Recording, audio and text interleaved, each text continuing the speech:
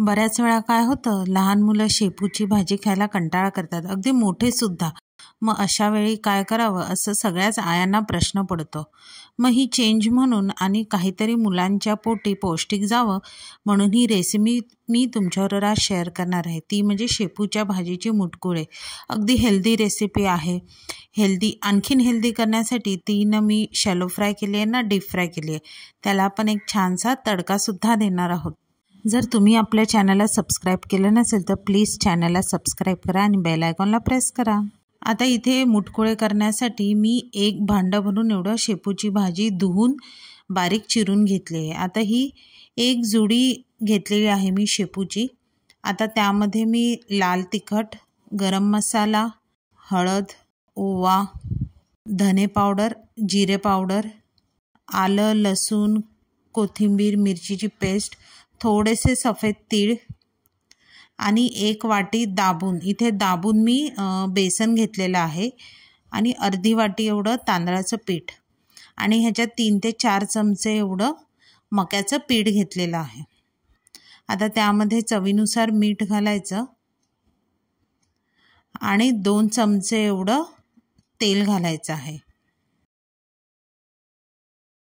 आता काय करायचं, पाणी न घालता हे सुकत सगळं मिसळून घ्यायचं आहे. म्हणजे इथे सुरुवातीला पाण्याचा जरासुद्धा वापर करायचा नाही आहे. आता हे सुकं मिसळल्यानंतर तुम्हाला पाण्याचा अंदाज येईल. त्या पाण्याचा अंदाज घेत आपल्याला हे पीठ भिजवायचं आहे. जसं आपण कोथिंबिरीच्या वड्या करतो अगदी सेम तसंच आपल्याला इथे शेपूच्यासुद्धा वड्या करायच्या आहेत.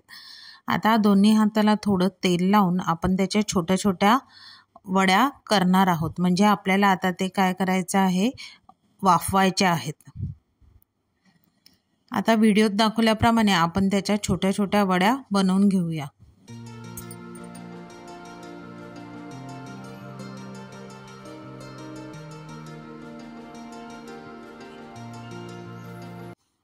आता हे बघा, अशा प्रकारे ह्या सगळ्या वड्या आपण बनवून रेडी करून ठेवूया.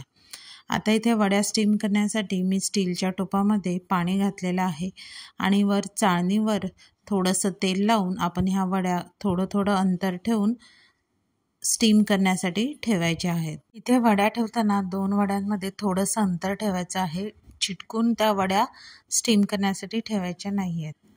आता इथे ह्या सगळ्या वड्या फास्ट गॅसवर आपण 20 ते 25 मिनटासाठी स्टीम करत ठेवणार आहोत. आता 20 मिनटानंतर तुम्ही इथे बघू शकता की सुरी घालून मी चेक केलं तर आपली सुरी एकदम क्लीन आलेली आहे.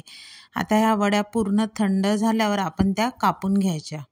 आता ह्या वड्याला आपण ना डीप फ्राय करायचं ना शॅलो फ्राय करायचं. आता ह्यासाठी आपल्याला एक तडका तयार करायचा आहे.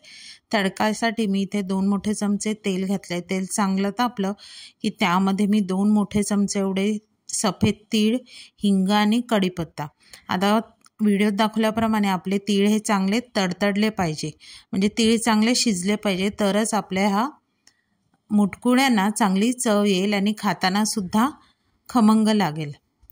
आता ह्या मुटकुळे जे आहेत ते ह्या तिळाच्या फोडणीमध्ये चांगले परतून घ्यायचे.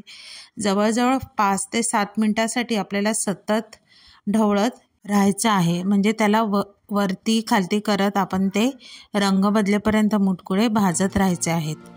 आता हे 5 ते 7 मिनटानंतर तुम्ही बघू शकता आपले शेपूच्या भाजीचे मुटकुळे तयार झालेले आहेत. आता हे भाजीचे मुटकुळे तुम्ही मुलांच्या डब्यात सॉसबरोबर, पुदिन्याची चटणी किंवा चपातीमध्ये रोल करून अगदी साईड डिश म्हणून सुद्धा ही मुटकुळे तुम्ही खाऊ शकता.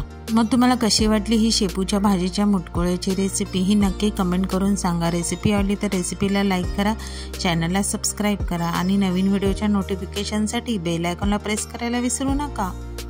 तोपर्यंत मस्त राहा.